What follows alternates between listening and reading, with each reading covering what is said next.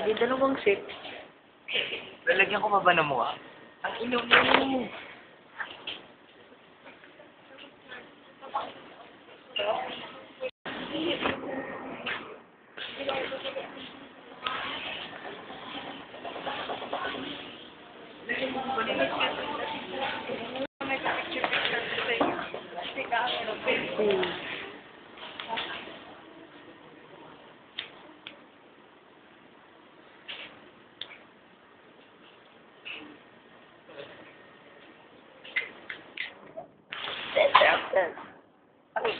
gago.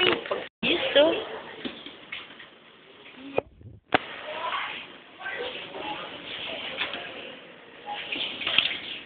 Ano mo siya? Ano mo ba lang?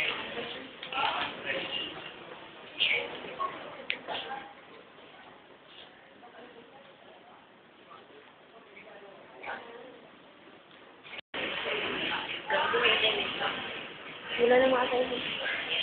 Wala.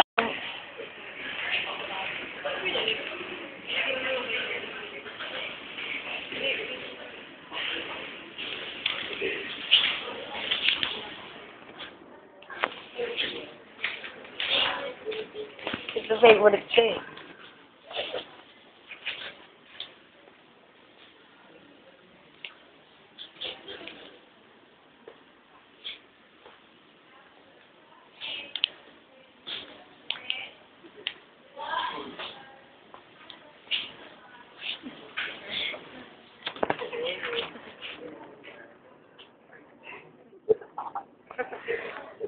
Okay.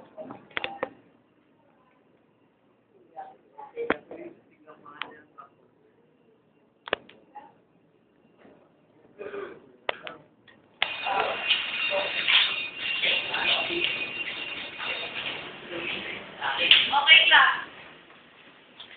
Laging tandaan, tayo ang pag-asa ng bayan at dapat mag-aral ng mabuti dahil yan ang simula ng lahat.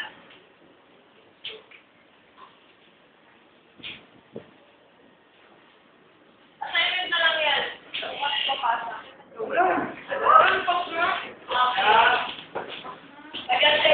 Dahil yan, igagamitin ko pa rin sa aking Gusto ko talaga ako, pero. para makapili pa rin ako ng aking balita. Okay, paalala. Marahil nagtataka kayo kung bakit si Charlene ang ating naging guro mag-aaral dahil ito ay pagbibigay pugay na rin sa lahat ng inyong mga guro sa iba't ibang asignatura. Nagkataon lang na ay wala mo kang picture. Hindi, nagkataon lamang na sa asignaturang Pilipino kayo, mayroong gurong mag-aaral. Pero gaya ng sinabi ko, ito ay pagbibigay pugay sa lahat ng inyong mga guro sa iba't ibang asignatura. Dahil alam niyo naman, itong nagdaang linggo ay araw ng pagdiriwang ng inyong mga guro, no? Teacher's Day. At isa pa, naranasan din ni Charlene ang pagiging isang guro. Ibig sabihin, siya ang sumisimbolo sa mga kabataan na sinasabing pag-asa ng bayan. Darating ang panahon, kayo ay magkakaroon ng iba't ibang mga tungkulin sa lipunang inyong ginagalawan na nangangahulugang kayo na nga talaga ang pag-asa ng bayan. Kaya palakpakan natin si Charlene bilang isang gulong palakpakan.